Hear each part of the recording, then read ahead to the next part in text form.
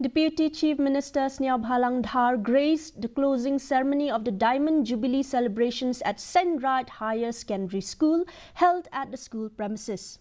Accompanied by Jowai MLA and Muda Chairman Wailat Miki Shilla, Dhar was joined by prominent guests including H. Toy, President of Sein Raij Jowai, and the school's founder S. Ram Paswet, who was honoured during the event.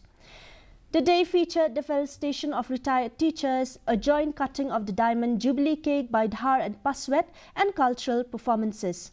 Dhar praised the efforts of the Sein Raij organisation in promoting education and outlined future educational developments in the region.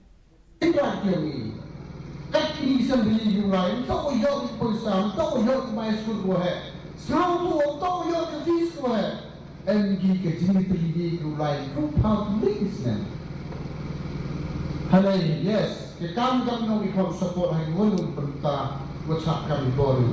support. We are here to help you.